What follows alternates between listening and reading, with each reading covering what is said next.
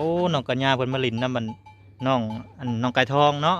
เพราะว่าเฮือนใกล้กันพี่น้องเอ้าขึ้นมาลูกขึ้นมาโอ้เพิ่นดีใจพี่น้องมาลินนํกันเห็นกันก็นั่งลงนํกันนี่นั่งหันก็ได้ลูกนั่งหันก็ได้โอเคเพิ่นมาลินนํกันกูมือเพราะว่าอายุเพิ่นก็ซ้ำกันเนาะประมาณ7 ปีนี่แหละพี่น้องเอ้ยหน้าเราก็คล้ายๆกันอยู่ได้พี่น้องเอ้ยช่วงนี้น้องไก่ทองเพิ่นออกแบบอย่าคือลูกโชดจังหน่อยพี่น้องเนาะหน้าตาเพิ่นก็สมมุติเพิ่นใหญ่คือมันหน้าตาดีได้นี่น้องอย่าเข้าอยู่บ่โรงเรียนลูกเราอยากเข้าอยู่เนาะนี่ก็มอบให้นางไก่ทองเอ้าขอบใจว่าสิขอบใจนี่ยกมือขึ้นตีขอบใจเด้ออ้ายเพิ่นให้แม่เพิ่นโอเคแม่เก็บไว้เดี๋ยวมันสิเหี่ยเป็นหยังเพิ่นขอบใจแล้วสำนี้ก็เพิ่นพอเพิ่นบ่เคยเนาะเพิ่นบ่เคยพี่น้องเอ้ยถือว่า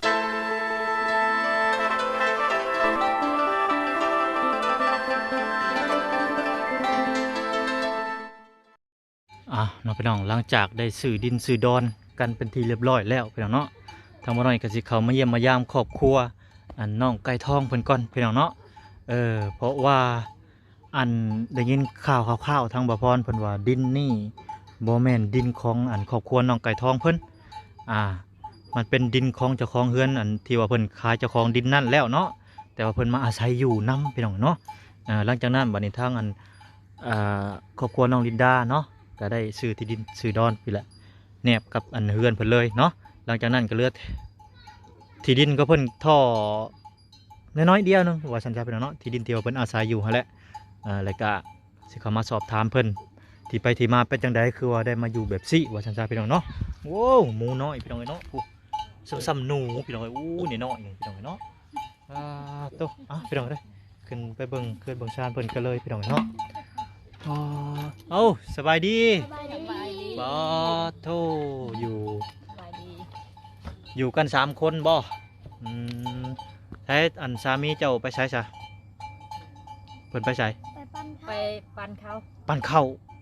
นาเจ้าเองหรือนาเพิ่นหรือว่าจังใดนาเพิ่นไปรับจ้างเพิ่นบ่โดยไปรับจ้างได้มื้อเท่าใดน่ะจากแล้วตามแต่เพิ่นให้เนาะแล้วแต่เพิ่นให้ว่าซั่นซะอันนี้เนาะเฮือนเจ้าเนาะแต่พี่น้องให้ขาดเบิดเลยพี่น้องให้ปุ๊เท่านั้นครับสอดกูปูเปิงอยู่พี่น้องเนาะจ้ะคือได้ยินข่าวว่าเจ้ามาแบบว่ามาอาศัยดินเพิ่นอยู่นี่บ่หรือจังใดบ่มีดินแล้วมาอยู่ที่ดินชาวบ้านเพิ่นบ่ดินไผเป็นดินพี่น้องหรือว่าดินชาวบ้านหรือจังใดดินคนที่เพิ่นขายให้หั่นบ่ที่ขายให้น้องลินดาหั่นบ่โดยนี่แหละเป็นตัวนี้แหละบ่มีดินพี่น้องกันใช้อันนี้บ่น้องไก่ทองนะสวัสดีลูกละเจ้าจักปีแหละ7 ปีวะฮะ7 ปีเหรอ7 ปีเป็นลูกเจ้านะฮะเป็นลูกเจ้าบ่โดยลูกผู้ที่เท่าไรอันนี้ไก่ทองคนสุดท้ายหรือคนกลางหรือจังใดนี่คนกลางบ่อันนี้แหละผู้ล่าบ่นี่โดยผู้นี้เด้ซะผู้อ้ายผู้นี้บ่ทิศกันนี่บ่โดยชื่อจังไดเจ้าน่ะพรชื่อพรเนาะคือกันพี่น้อง2อันไอ้น้องคือกันแต่แม่นี่บ่คือปานใดพี่น้องเอ้ยสงสัยออกเนี่ยพ่อยังบ่เคยเห็นเนาะพ่อเพิ่นไป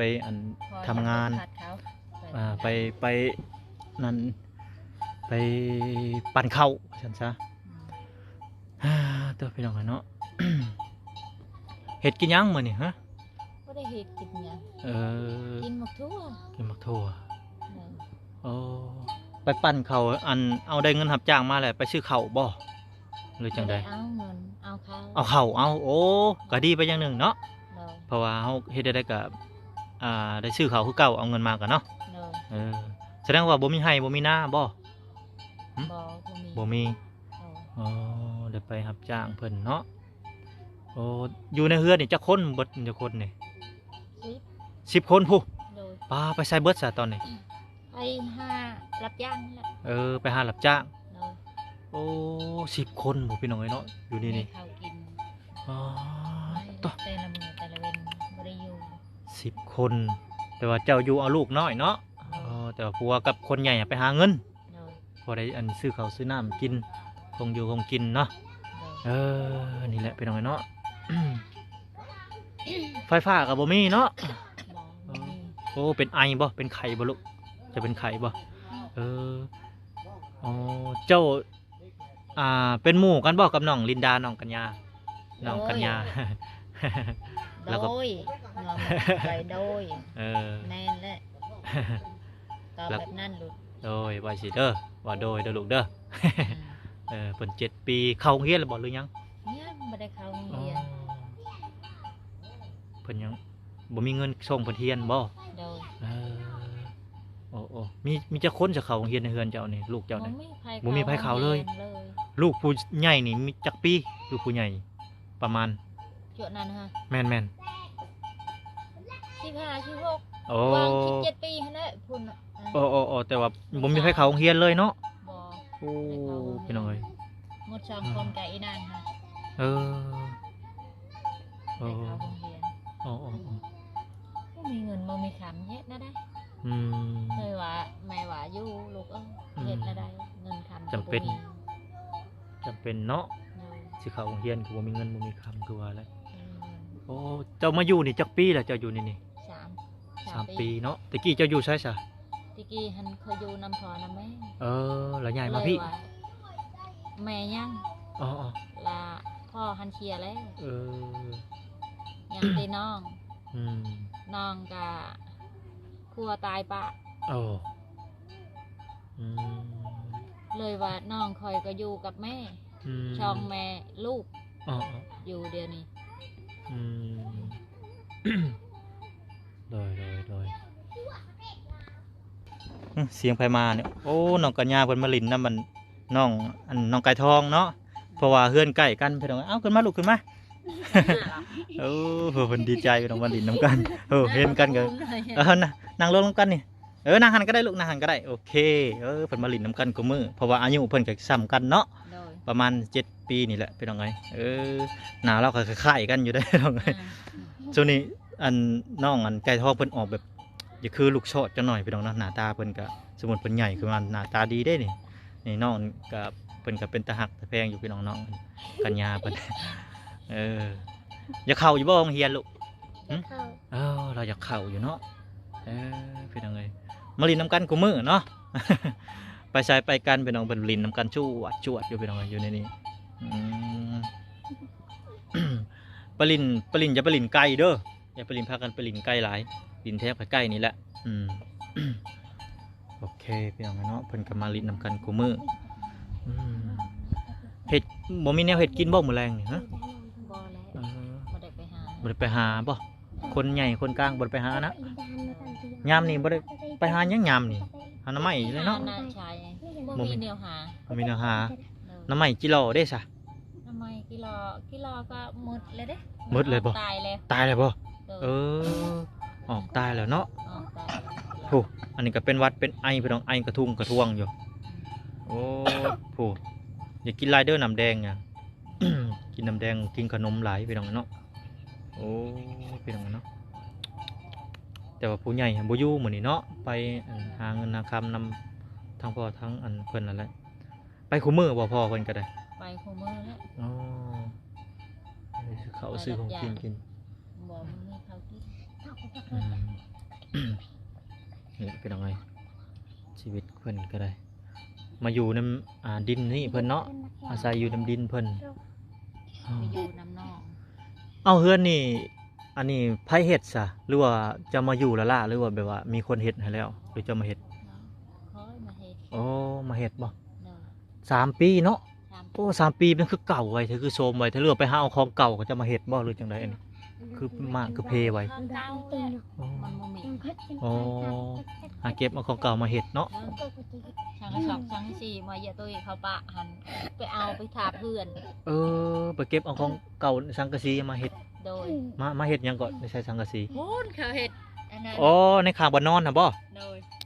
เด้พี่น้องสังกะสีเราไปอ้อมใส่นะเนาะโอ้ ใช่บ่มีบ่ บ่มีบ่อนใส่อืม น้องกัญญาเพิ่นก็ได้ที่ดินเป็นที่เรียบร้อยแล้วพี่น้องเนาะหลังจากนั้นก็เบิ่งนำกันไปยาวๆพี่น้องเนาะทางน้องเพิ่นว่าจังใดแต่น้องไก่ทองเพิ่นก็นอนนี่แหละพี่น้องนอนในเฮือนเพิ่นก็สอดหมดเลยเฮือนเพิ่นก็ได้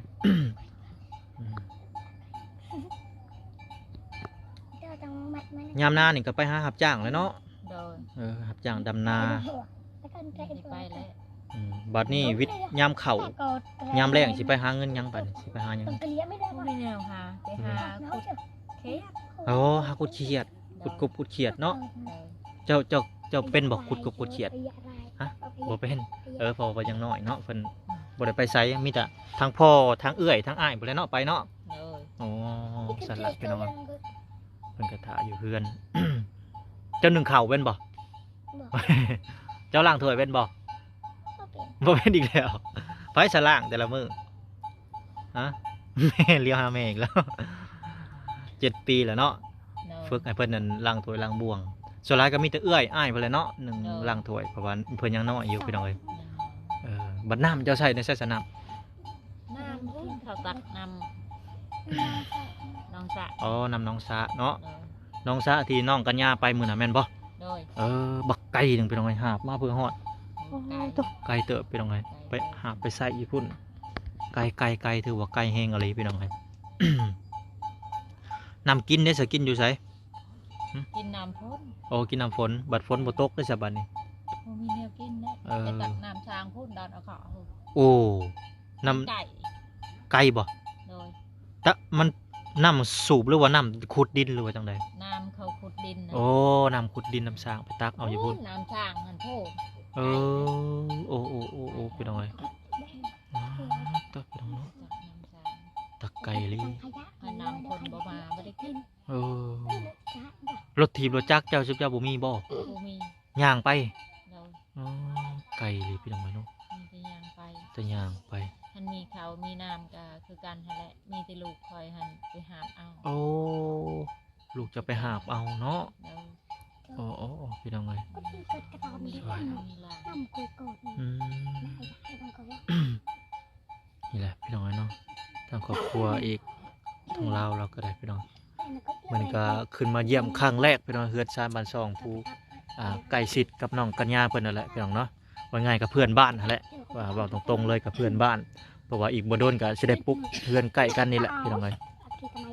ก็สิมาเยี่ยมมายามเพิ่นแต่ละมื้อละวันพี่น้องเอ้ยเนาะก็เห็นทางน้องน้อยเพิ่นนี่แหละพี่น้องเนาะคือกันกับน้องอันกัญญาเพิ่นคล้ายๆคือกันเนาะก็เลยแบบว่าก็คืออินโดสงสารทางน้องน้อยเพิ่นอยู่พี่น้องเอ้ยชีวิตเราก็บ่ได้เข้าโรงเรียนบ่มีคนเข้าจักคนเนาะ บ่ ผู้ใหญ่ผู้น้อยก็ได้ มีเขา ไออย่างเดียวเท่านี้เลยมีแต่ไออย่างเดียว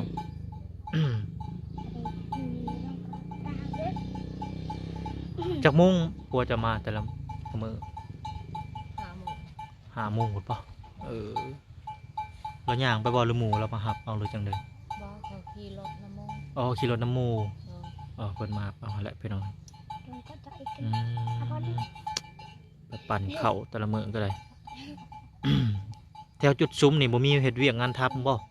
บ่มีบ่ บ่ เออ สิไปแบบนี้แหละทุก อืม อย่างบ่มีแนวหาแจ็คขี้หายช่างแจ็คขี้ขายหยัง โคงจักโรงงานก็บ่มีบ่อยู่แถวจุดชุมนี่เราไปขายปูนขายเฮ็ดเครื่องก่อสร้างก็บ่มีบ่เออโอเคพี่น้องเนาะอืมพี่น้อง มีน้ำไม้มีแต่หาน้ำหมอกน้ำไม้และขาย อืม ถ้ามีน้ำหมอกน้ำไม้หัน อ๋อ เปลี่ยนเขามีข้าวกินก็ได้เปลี่ยนข้าวสาร โดยจะได้ก็อดทนสู้ไปเนาะเพื่อลูกเพื่อเต้านี่แหละชื่อว่าจังไดถ้าว่าเพิ่นในถ้าว่าเพิ่นมีการศึกษาเนาะพี่น้องอาจสิดีเพราะว่าไปเฮ็ดเวียกบนอื่นเป็นหนังสือถ้าว่าบ่ได้มีเฮ็ดเวียกงานทำก็จำเป็นนี่พี่น้องเอ้ยหาอยู่หากินไปวันๆเนาะหาไปสิแหละพี่น้องเอ้ย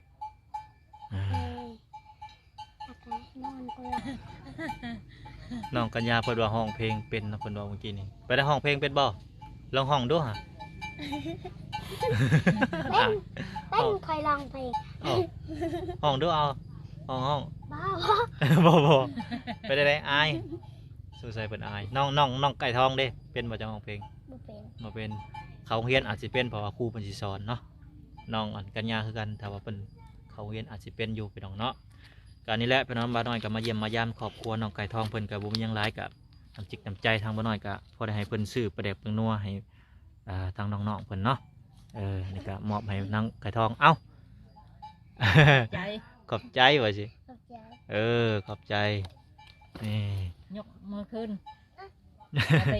ขอบใจเด้ออ้าย เอาเพิ่นให้แม่เพิ่นโอเคแม่เก็บไว้เดี๋ยวมันสิเหี่ยบ่เป็นหยังเพิ่นขอบใจแล้วสำนี้ก็เพิ่นพอเพิ่นบ่เคยเนาะมันบ่เคย เพิ่นบ่เคยพี่น้องเอ้ยถือว่าเพิ่นก็มารยาทกิริยามารยาทเพิ่นก็ดีอยู่พี่น้องน้องๆเพิ่นก็ได้อืม กันเรียกกันให้กระท โอเคเดี๋ยวมื้อหน้ามื้อในสิมาเยี่ยมมายามใหม่เด้อมื้อนี้ก็ทางนาบ่าวกลับก่อนเด้อลูกเด้อเออ เอาสบายดีสบายดีสบายดีสบายดีโอ้ทางนี้ก็ไปได้ทางนี้คือโอ้สั่นตะมักกะหลอกตลอด ำอ้าว เออ ลอง สั่นมักกะหลอกเลย เป็น เป็นลองเพลงคอยสิไปกวนนางงามไงเดียว